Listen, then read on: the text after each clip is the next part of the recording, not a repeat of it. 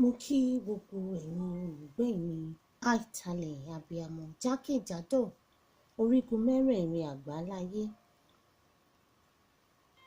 Káàbọ̀ sí series tí mo pè ní àìtalẹ̀ abiyamọ reloaded. Àkòrí tèmi ni ẹ̀kọ́ ilé ṣe pàtàkì. Ẹ máa bá mi ká lọ. Ẹ ṣé tẹ́ tẹ́tí sí mi. A kú ìgbà yìí o. Èmi náà ni o. Èmi tiyín ní tòótọ́ àìtalẹ̀ abiyamọ. Àìtalẹ̀ o. Abiyamọ. Àìtalẹ̀ o. Kú ọ̀rọ̀ ọmọ.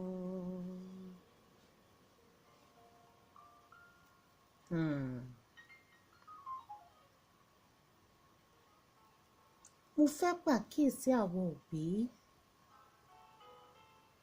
sí ọ̀rọ̀ kan tó ṣe pàtàkì, tó ṣe kókó, ọ̀rọ̀ tó pakasọ, tó jẹ́ gbòógì.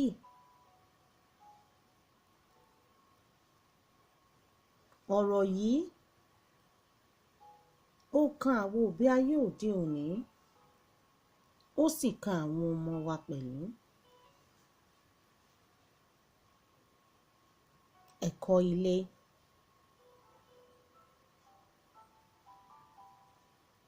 Ẹ̀kọ́ ilé ṣe pàtàkì, ó ṣe kókó, ó sì máa ń dáa tá a bá lè pọn dandan ẹ̀. Àǹfààní tó wà nínú ẹ̀kọ́ ilé kò lóǹkà, kódà iyebíye ni. Pẹ̀lú òbí ayé òde òní, ṣé a ti ń kọ́ àwọn ọmọ wa ní ẹ̀kọ́ ilé bí? Ǹjẹ́ àwọn ọmọ wa wọ́n mọṣẹ́ ilé ṣe, mọlé tún ṣe, móúnjẹ sè?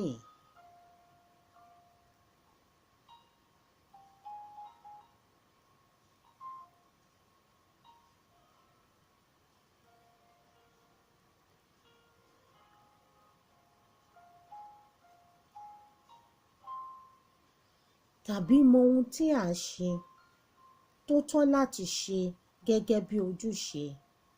Ǹjẹ́ a tiẹ̀ rí ẹ̀kọ́ ilé gẹ́gẹ́ bí ojúṣe wa?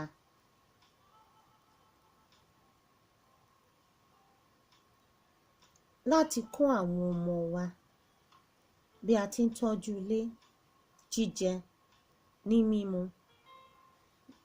ní wíwọ̀, ní nílò àti bẹ́ẹ̀ bẹ́ẹ̀ lọ. Òbí ayé òde òní, ìṣe àwọn òyìnbó ó ní yardstick wa, ṣùgbọ́n àwọn òyìnbó náà káràmásìkí ẹ̀kọ́ ilé, home training àti iṣẹ́ ilé, house chores bí wọ́n ti ń pè lédè wọn.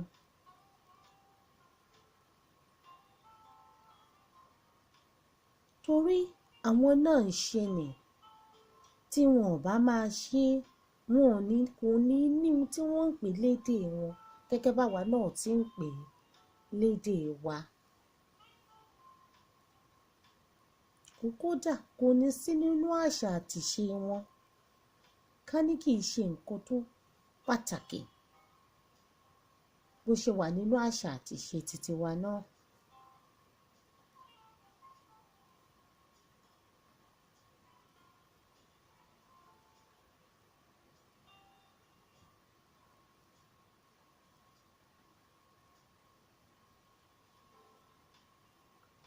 ṣé ẹ wá rí i pé kò síbi tí ìṣe ò sí, kò síbi tí wọ́n ti kí kádìí alẹ́.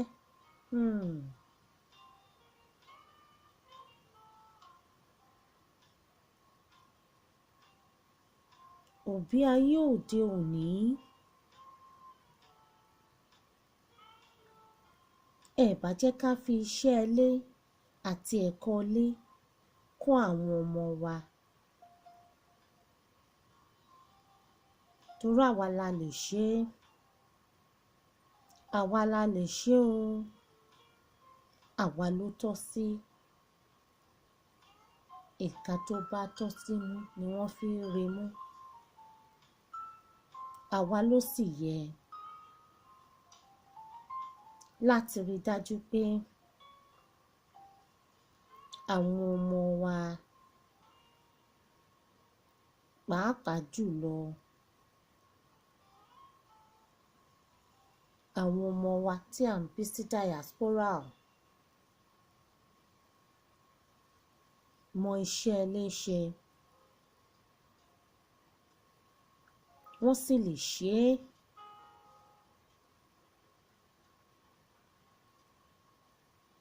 Wọ́n sì ní ẹ̀kọ́ rẹ̀.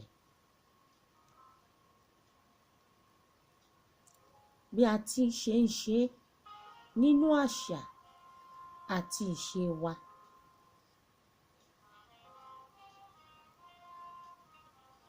It's of utmost importance. It is very, very important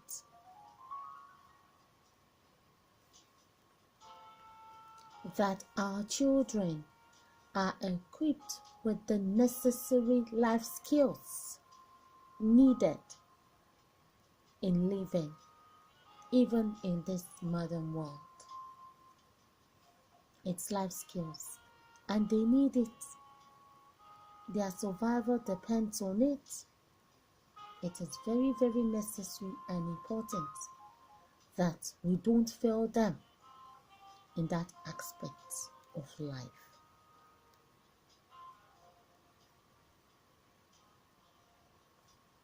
Ní tèmi àìtalẹ̀, abiyamọ, mi ò mọ tẹlòmíì o.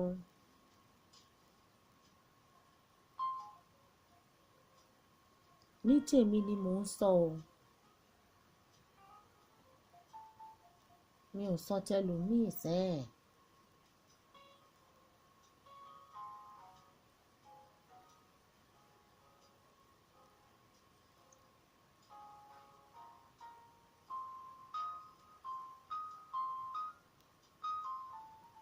Ẹ̀kọ́ iṣẹ́ ilé ó pín sí ọ̀nà 4 ọ̀tọ̀ọ̀tọ̀.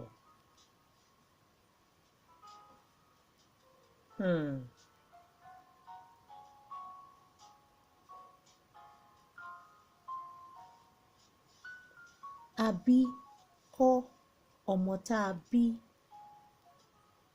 tí a kọ́ tó gbẹ̀kọ́ lé. Ẹ má bínú o. Yorùbá mi ó fẹ́ mẹ́hẹ. Àbí ìkọ́, slip of tongue, àbí ìkọ́ ni mo fẹ́ sọ. Akọ́gbà, ọmọ tá a kọ́ tí ó gbà, àbí ìpabẹ́, ọmọ tá a kọ̀ rárá. Ìkẹrin, òun ló wu gbogbo òbí jù. Ọmọ tá a kọ́ tó gbẹ̀kọ́, tó tún wá tún rẹ̀ kọ́ sí dáadáa. Òbí ayé òde òní, ipa wo ni oníkálukú wa ń kó? Àti pé èwo lọmọ wa wà nínú mẹ́rẹ̀ẹ̀rin, èwo nínú mẹ́rẹ̀ẹ̀rin ló jọ mọ́ ẹ̀kọ́ ilé tí a fi kọ́ ọmọ wa? Òbí ayé òde òní oríṣiríṣi ìhà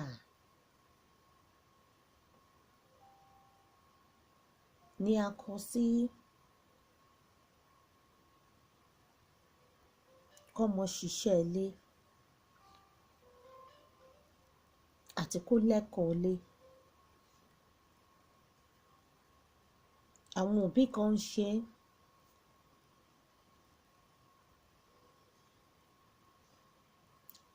àwọn òbí mi ò tiẹ̀ bìkítà.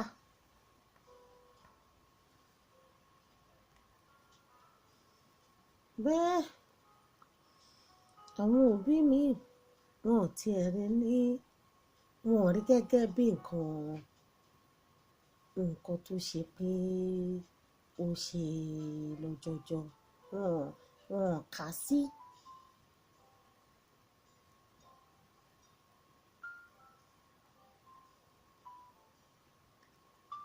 Láti kọ́ ọmọ.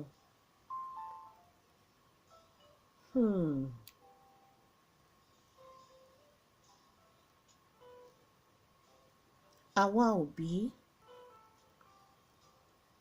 tá a fẹ̀kọ́ ilé kọ́mọ bó ti tọ́ àti bó ti yẹ, tá a kọ́ wọn dójú àmì, sàdánkátà wa o. Mo kí yín, ẹ ṣé, ẹ kú akitiyan, ẹ kú kó lè dáa, ẹ kú iṣẹ́ takuntakun, ẹ túbọ̀ múra sí i. Àwa òbí tá a bìkítà,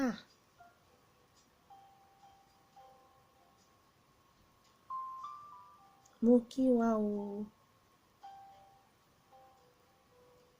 Bó ti yé wa mọ́ ni. After all, bí gbogbo nǹkan bá yí padà, báyìí ni màá ṣe tèmi. Kò lè yí padà o. Kíní mi ó yàtọ̀ sí kíní rẹ, kò sì jọ mọ́ kíní wa. Tẹnitẹni, tàkísà ń ta àtàn, tó bá ṣe wo ní kálukú, ó ní kó ṣe tiẹ̀. Mo kí yín, ẹ ṣé o. Mo fẹ́ ká mọ̀ pé ẹni ẹlẹ́ni kò ní gbà ṣe èmi ṣe, tí gbogbo àwọn òbí máa ń gbàdúrà. Kì í ṣe àdúrà fún àwa òbí tí a kọ́ ọmọ lẹ́kọ̀ọ́ ilé o. Kì í ṣe bẹ́ẹ̀ ti rò ó. Ẹ má rò lọ ọbẹ̀ yẹn rárá o.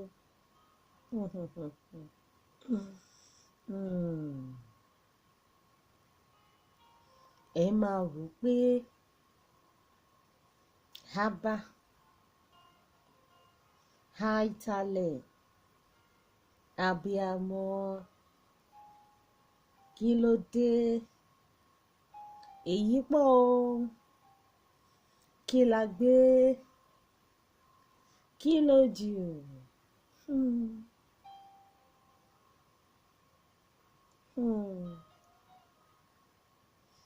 Ẹ má ṣì mí gbọ́ o. Mo ti là á.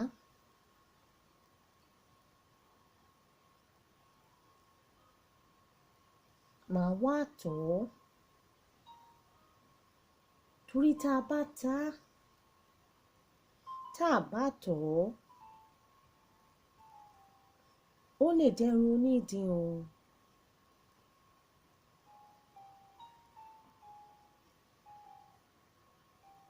Mo rọ̀ yín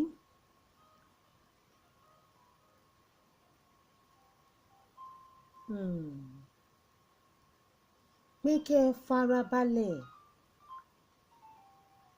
kẹ́ ẹ tẹ́tí bẹ̀lẹ̀ jẹ́, kẹ́ ẹ gbọ́ mi yékéyéké.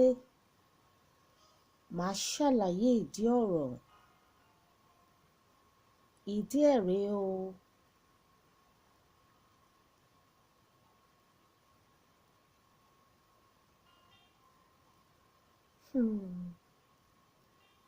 Mo ṣàkíyèsí pé láyé òde òní,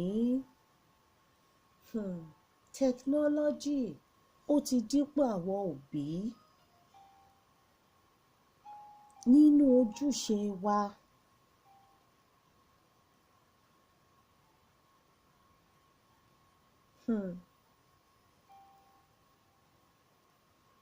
Technology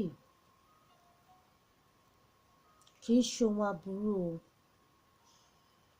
Kódà mo fẹ́ràn ẹ̀ torí ó dá lọ́pọ̀lọpọ̀. Àmọ́ technology tá à ń sọ yìí náà ó ti dípò àwa òbí míì sẹ́ẹ̀. Àwa òbí òde òní nínú ojúṣe wa láti kọ́ àwọn ọmọ wa ní ẹ̀kọ́ ilé tó yè kooro.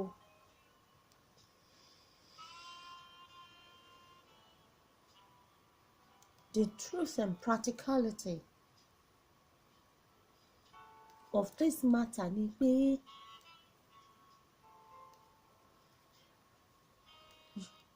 YouTube, Google,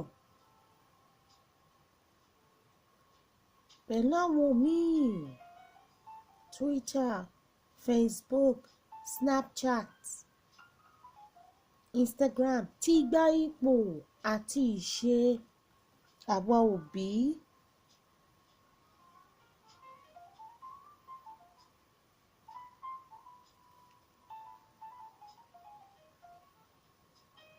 Nínú kíkọ́ àwọn ọmọ wa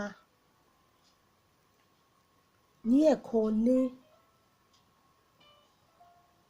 ní basic skills tó need. Ṣé wá rí pé machine bíi computer, tablets, phones, oríṣiríṣi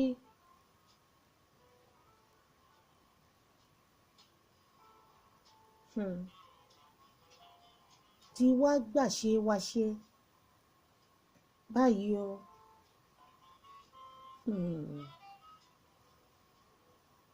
Tí mo bá purọ́ ẹ máa já mi o.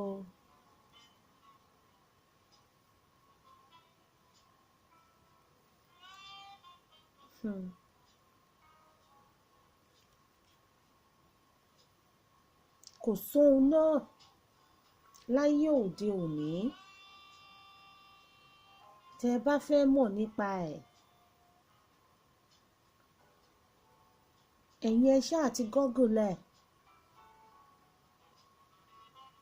tàbí YouTube ẹ̀. Ó máa yànnàná ẹ̀ gbogbo àpàdé àlùdé ibẹ̀.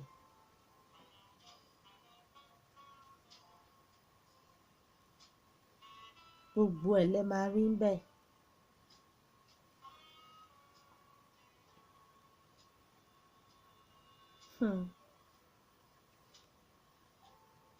Kódà tí nǹkan bá rú yín lójú, tẹ́ ẹ bá nílò ìmọ̀ràn, ẹ̀yin ẹ ṣáà ti tweet tàbí kẹ́ post ní Facebook tàbí Instagram. Ogunlọ́gọ̀ àìmọye ìmọ̀ràn àti tó dáa àti tí ò dáa ló máa wọlé wá ló ní wálẹ́ lẹ́yìn tó ní kálukú máa sọ̀dúrí wọn tó wá fún yín nímọ̀ràn lóhun táwọn rò pé kẹ́ ẹ ṣe sí ohunkóhun tẹ́ ẹ jù síta pé ẹ gbà mí o ẹ fún mi nímọ̀ràn.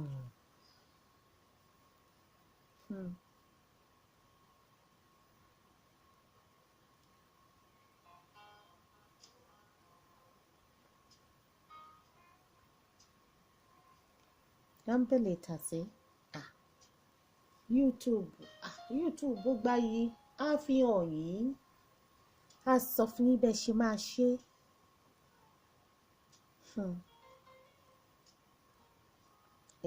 Fàpẹẹrẹ ẹ̀kọ́ ilé tó ní í ṣe pẹ̀lú oúnjẹ sísè YouTube is the answer. Ẹ̀kọ́ ilé tó ní í ṣe pẹ̀lú irun ṣíṣe YouTube is the answer. Kódà straight on point YouTube ni. Bá a ti ń wẹ ọmọ tuntun gọ́gọ́ ó wà handy àti àwọn ohun ẹ̀kọ́ míì bẹ́ẹ̀ bẹ́ẹ̀ lọ. Ẹ ṣáà ti tẹ̀ sí i ó máa gbé jáde ni lólórúurú lẹ́lẹ́kàǹkà. Ẹ mọ̀ pé òbí pátápínrẹ́ bàbá àtìyá ṣùgbọ́n tó bá Google lẹ̀ báyìí àbò YouTube ẹ̀ àìmọye ogunlọ́gọ̀ lórí ohun pàtó tó fẹ́ mọ̀ a máa browse ẹ̀ ní a máa pick and choose èyí tó bá pè ẹ́ ló máa pick. Ẹ jọ̀ọ́ kí wá ní ipò ta ló wá nílò òbí ipò wo lòbí wá wà kò sípò kankan.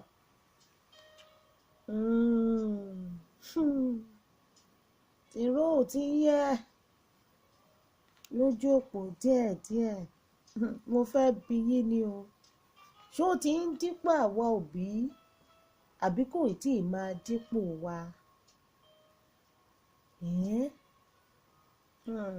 Ó gbèrò ẹ máa bẹ́tò ìbọ̀.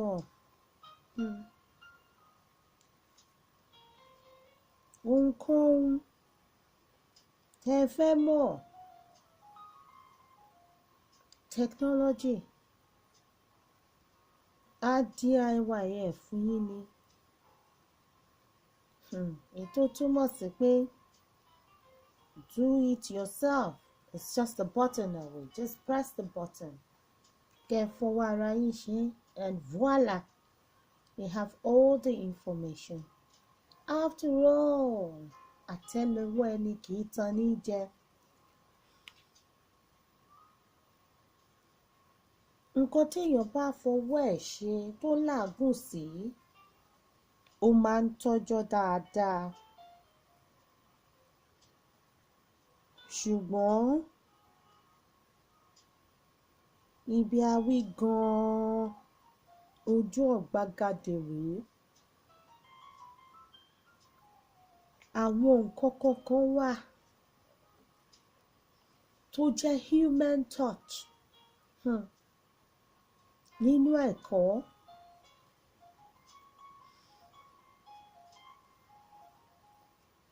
Àwọn ohun bíi bá a ti ń ṣàpọ́nlé bá a ti ń ṣọ̀yàyà bá a ti ń ṣàyẹ́sí.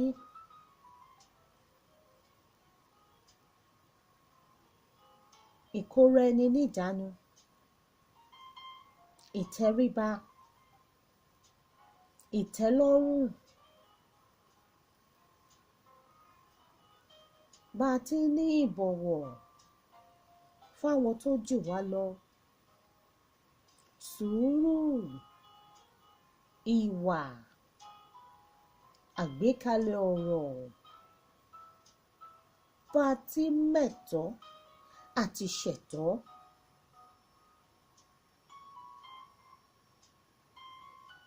Ìfaradà ìforítì bá a ti ń lájẹṣẹ́kù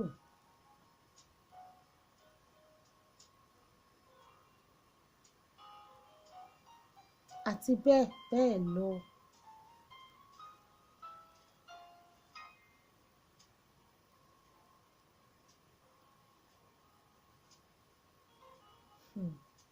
Tó jẹ́ pé nínú interaction, communicating,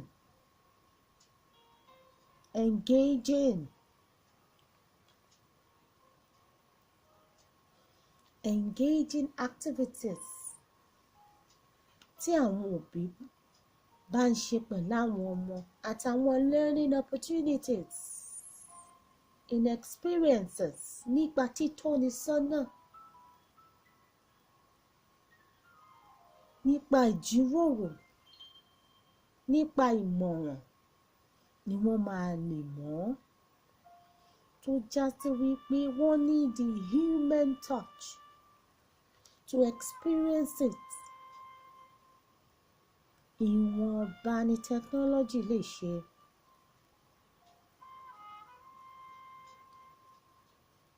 How to handle real life situations and circumstances.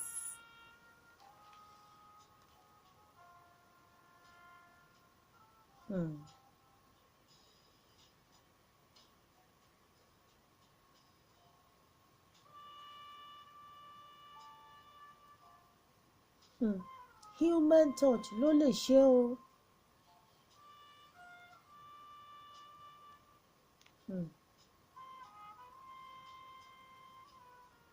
How to handle crisis. So invariably, àbọ̀ ẹ̀kọ́ òun ni wọ́n máa kọ́. Eléyìí tó léwu.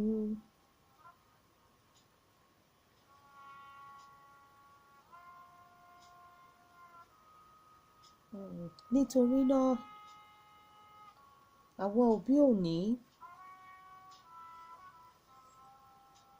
ẹ jẹ́ ká kọ́ ọmọ wa lẹ́kọ̀ọ́ lé practical life skills. Ó ṣe pàtàkì o, torí alágẹmọ ti bímọ ẹ̀tàn o, àìmọ̀ ọjọ́ ó kù sí lọ́wọ́. Ìyẹn lápá kan. Oríṣiríṣi ìhà ni àwọn ọmọ òde òní, ọmọ ayé òní, pàápàá jùlọ àwọn ọmọ wa tí a bí sí diaspora kọ síṣẹ́ ilé o.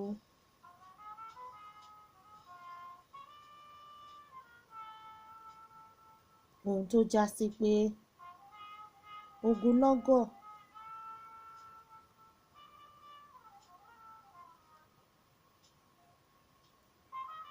ló jẹ́ pé àkọ́ọ̀gbà wọ́n fẹ́ kọ́, òbí fẹ́ kọ́, òbí gbìyànjú, kódà wọ́n tiraka, ṣùgbọ́n òun fúnra rẹ̀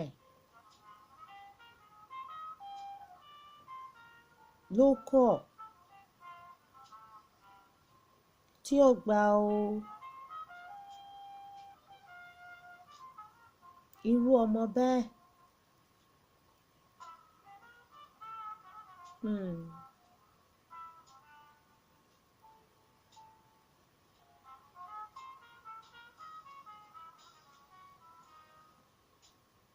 ó pọ̀ dáadáa, bàbá ìṣọ́ ni. Àbí mo purọ́, ẹ máa já mi o. Ọmọ mi, fún àpẹẹrẹ, a máa kùn ní bí ọ̀rọ̀ inú igi, bí ọ̀rọ̀ inú àwùsá, tí wọ́n bá ní kó tún yàrá ẹ̀ ṣe, yàrá tí ẹ ní o, kó tún ṣe lásán. Ọmọ mi á fojú fún pọ̀ bí ẹni tó súpa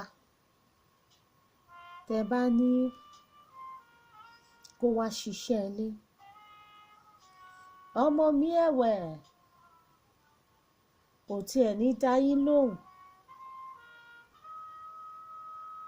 tá a fi yín gún lágídí.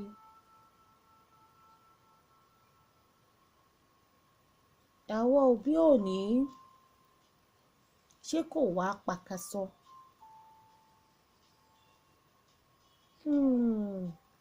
Ó mà wá ga o,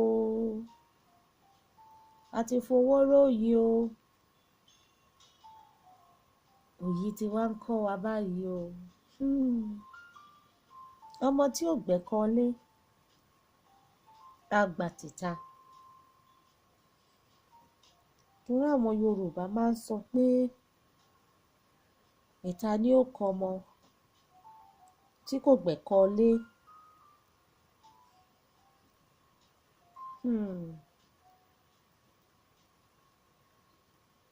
Tí a bá kọ̀ nínú ojúṣe wa gẹ́gẹ́ bí òbí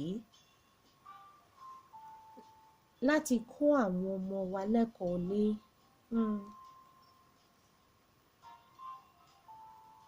ìta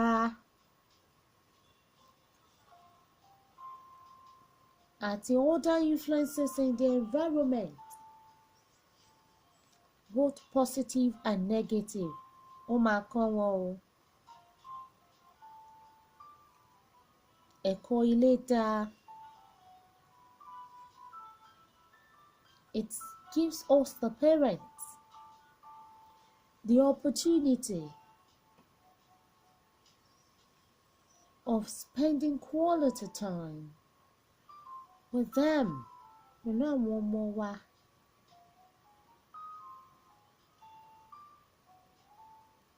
Láti lè mọ̀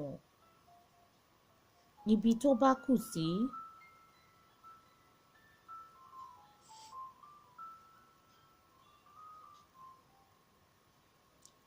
Mo ṣe bílé láti kẹ́ṣọ̀ọ́ ròde. Ẹ̀kọ́ ilé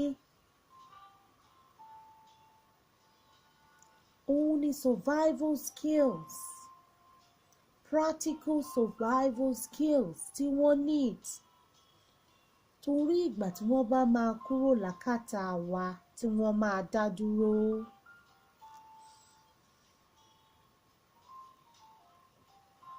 Ṣé wá rí ọmọ tá a kọ́ lẹ́kọ̀ọ́ lé tó gbẹ̀kọ́,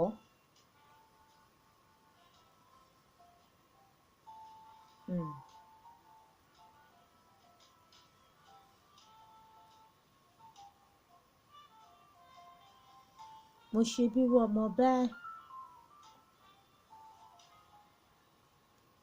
lówu gbogbo àwa òbí,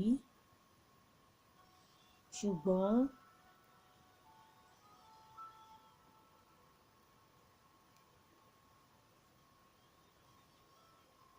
gbogbo lọmọ o. Ẹ má jẹ́ ká fọmọ wọ́mọ o. Kí gbogbo àwọn òbí ayé òde òní ká gbà àwọn ọmọ wa bí wọ́n ti rí, tàbí kí la fẹ́ ṣe.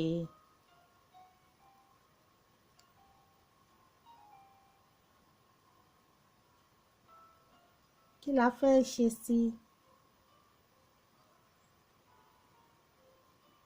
Kí la lè ṣe sí? Kí ló yẹ ká ṣe sí? Kí gan-an wá la ì tí ì ṣe sí?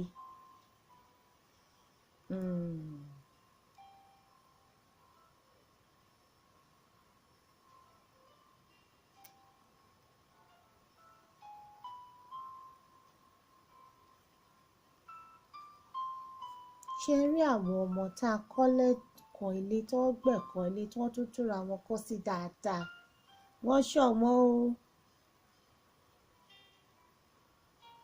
Mix and match náà máa ń ṣe, wọ́n wà o láyé òde òní, ṣùgbọ́n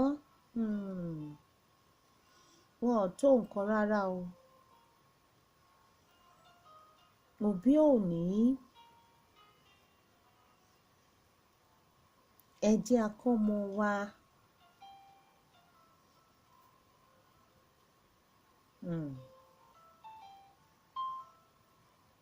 even this so-called Western world wọ́n lẹ́kọ̀ọ́ lé o wọ́n máa ń sọ to be independent láti kékeré ó lè dá ṣe nǹkan ẹ mọ̀ so that wọn ò ní depend on us wọ́n lè dá ṣe nǹkan wọ́n lè dá ronú wọ́n lè mọ nǹkan ṣe fúnra ara wọn torí ìgbà tẹ́ ẹ̀ bá ní sí ń bẹ̀ tó bá ti ń ṣe lójú yín ẹ̀ lè tọmọ ó kù díẹ̀ káàtó àṣé báyìí so that tí wọ́n bá kúrò lákàtà yín ọkàn yín á lè balẹ̀ pé mo jẹ́rìí lágbájá ọmọ ọkọ ni ẹ̀ lè gbẹ̀rí ẹ̀jẹ̀ ṣùgbọ́n ẹ̀wọ̀n tí ẹ ní ṣebí nígbà títí wa àwọn òbí wa máa ń sá ní mo rántí mọ́mí mi ní wà á bẹ̀rẹ̀ bòde olè òní wo tèmi ló bá mi débi o tèmi ló bá mi dé yàrá mi tí wọ́n náà máa bá wọn débi tí wọ́n bá ń lọ ẹ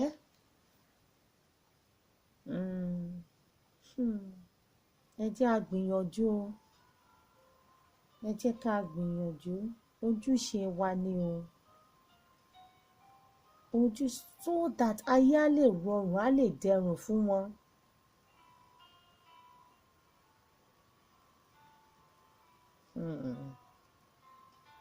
À ń gáìdì wọn ni ó dàbí ìgbà tó mọ ń gun bike tó wá fi stabilizer sí bí stabilizer la jẹ́ fún wọn tó bá dẹ̀ ti mọ̀ ọ́n wà dáadáa tó bá ti ń ṣe tẹ́ ti ń kọ́ tẹ́ ti ń tọ́ sọ́nà ìrìn àjò ayé báyìí ni o ọgbọ́n ọlọ́gbọ́n la fi ń ṣọgbọ́n o tẹ́ ń fòye ayé yé tẹ́ ń gbà nímọ̀ràn tó bá yá tọ́wọ́ ẹ̀ bá ti dúró dáadáa stabilizer máa kúrò lábá máa wà lọ gẹ́rẹ́gẹ́ is something like that.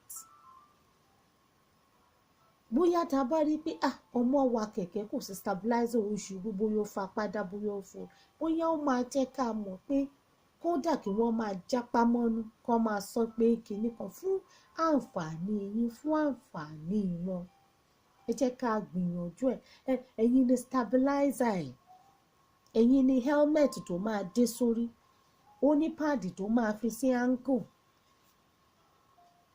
kó má bàa forúnkún bó helmet tó máa gbé sórí kó má bàa forí ṣèṣe stabilizer kó má bàa ṣubú ẹ̀yin ní gbogbo ẹ̀yin ní support system ẹ má jẹ́ jọ ẹ má jù wọ́n lẹ̀ pé kò ṣe bó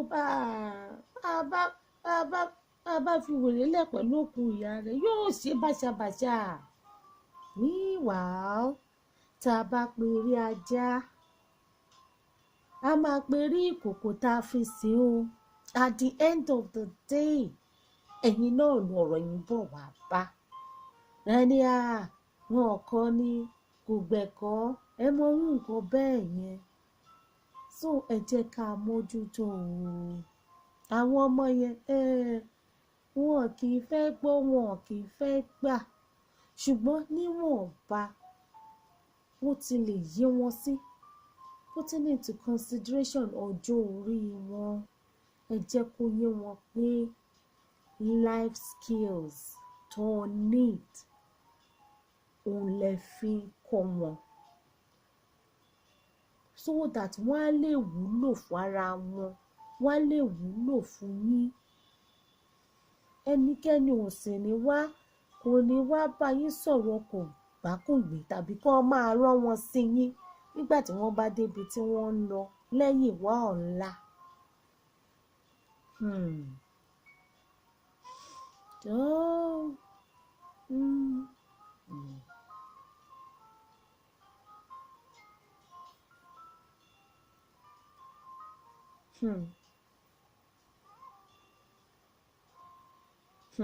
Èyìnbó ń kọ́ ọmọ o.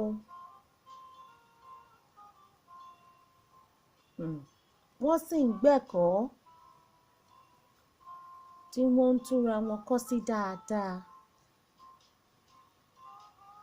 Òbí ayé òde òní, ẹ má jẹ́ ká ní a ti wà ní diaspora, ó ń ṣe ìṣe èyìnbó ń kọ́ ọmọ o. After all, practical life skills ṣebédè wọn, ṣebí Gẹ̀ẹ́sì ni mo sọ, ṣebédè wọn ni. Being independent ṣebédè wọn ni. Being responsible ṣebédè wọn ni. Ohun téyìnbó ò bá ti ní èdè wọn fún wọn ṣe ni. Ohunkóhun tí wọ́n bá ti ní èdè fún tó ti wà nínú èdè wọn, ó wà lára àṣà àti ìṣe wọn. Ẹ jẹ́ ká get it straight now. Ẹ má get it twisted o. Èyìnbó ń kọ́ ọmọ o. Ẹ jẹ́ a kọ́ tiwa o. Àṣà àti ìṣe wọn, surviving skills títí wọn ò ní wọ́n fi ń kọ́ ọmọ. Ẹ jẹ́ ká wa náà ká fi tiwa ká fi kọ́ àwọn ọmọ wa. Torí ọjọ́ ọ̀la, torí ọjọ́ tó bá máa sòkò ọ̀rọ̀ lù yín, ẹ bá fapá jánu jù bẹ́ẹ̀ lọ, aṣọ ò bọ́mọ́ yẹ mọ́ o. Ó sì ṣe é ṣe báyìí o. Ó sì ṣe é ṣe o.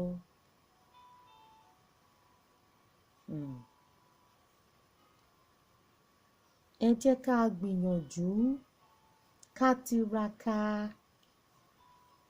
ká káwọn ọmọ wa o tẹ́nítẹ́ní o. Ó máa dáa tá a bá tètè bẹ̀rẹ̀ nígbà tí wọ́n wà ní kékeré, nígbà tí wọ́n wà ní tútù. Ṣé ẹ mọ̀ pẹ́ja tútù? Ó ṣe é túṣe, ó ṣe é bend, ó ṣe é mold. Nígbà tó bá ti yangbẹ, aṣọ ò bọ́mọ́ yẹ mọ́ o, ó lè rún o. Ó lè rún o. Olúwa fún wa ṣe o. Kò tíì léètì o. Ṣùgbọ́n lóhùn ò ní sọ̀kalẹ̀ wá. Àwa náà ló máa lò. Ẹ má jẹ́ ká fún tó yẹ ká ṣe lénìí ká fi sílẹ̀ fọ́la o. Ẹ jẹ́ ká kọ́ àwọn ọmọ wa o. Lẹ́ẹ̀kan lé o. Ó ṣe pàtàkì o.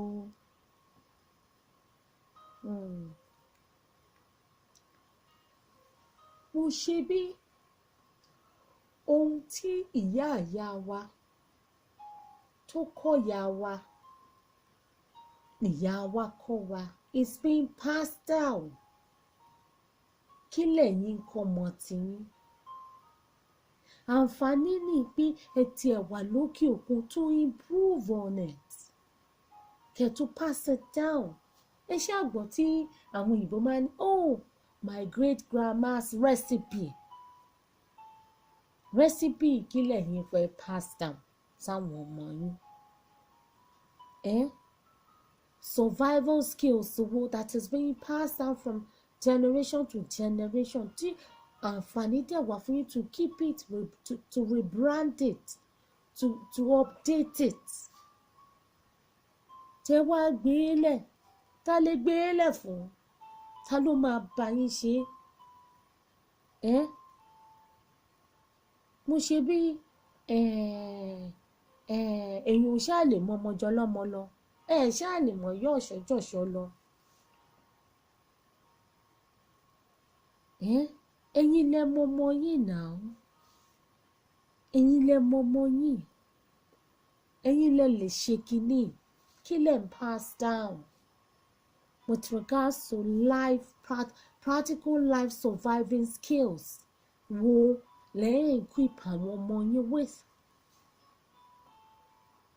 Ṣé ẹ mọ̀ pé tẹ́ bá ti fi ń kọ́ wọn sìn, ó máa mú ohun gbogbo yá fún wọn, á mú ohun gbogbo rọrùn fún wọn.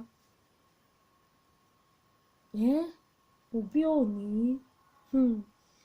iṣẹ́ pọ̀ fún wa láti ṣe o. Ẹ jọ̀ọ́, ọmọ ni mo dìbò fún o. Tẹ́yin bá kọ́ tiyín, tẹ́mi kọ́ tèmi, táwọn kọ́ tiwọn, tí gbogbo wa tá a jọ kọ́ wọn fún rọ̀rùn gbogbo wa ni o. Toró mi ni wá o, bá a pàdé lókè á pàdé nsàlẹ̀ o. Ṣùgbọ́n táwọn kò kọ́ tiwọn, àbí wọ́n kọ́ kò gbà, àbógbà ó gbà láàbọ̀, gbogbo ẹ̀ ló affect wa. We can see the result in our community. It is glaring. It is glaring. Wọ́n náà mo yá kò gbẹ̀kọ́. Ìyàwó ẹ̀ ọmọ dáadáa, ó máa gbẹ̀kọ́ o. Ẹ̀yin náà máa wo orú nǹkan bẹ́ẹ̀. Conflicting. Òbí òní, ẹ jẹ́ akọ́mọ o, pàápàá jùlọ ẹ má jẹ́ aṣọ ọmọ ìlú èbó o. Èbó ń kọ́ ọmọ o, wọ́n ń tọ́ ọmọ o. Mo fẹ́ ká erase misconceptions yẹ pé èyìnbó kan mọ ṣe àwọn èyìnbó ni fallacy ni o, baba ńlá fallacy ni o, irọ́ tó jìnnà sóòótọ́. Èyìnbó ń kọ́ ọmọ o. Gbogbo kìíní house chores, practical skills, home training, tí ebédè wọn ṣáà ni. Èdè wọn ní ìnáwó tó túmọ̀ sí pé wọ́n ń ṣe àwọn náà ni. Tó bá rú yín lójú, ẹ lọ bá mi Google ẹ̀. Google ti ṣayé dọ̀rọ̀. Wọ́n á sọ fún yín báwọn ti ń ṣe, tí wọ́n ti ń ṣe bọ́ ṣe ń lù tó ń dún fún wọn. There are loads of practical resources, good resources, even on Google. Ẹ dẹ̀ máa rí ẹ̀ pẹ̀lú tiwantiwa. Ló bá tán, ẹ ti update ẹ̀ nìyẹn, ẹ ti rebrand ẹ̀ nìyẹn. Òbí òní, ẹ bá mi tọ́jú àwọn ọmọ yìí o. Ó ṣe pàtàkì o. Ẹ jọ̀ọ́, mò ń bẹ̀ wá ni o, mò ń rọ̀ wá ni o, fún ìrọ̀rùn wa àti community wa lápapọ̀. Tá kò jù báyìí lọ. Àkóìtàn.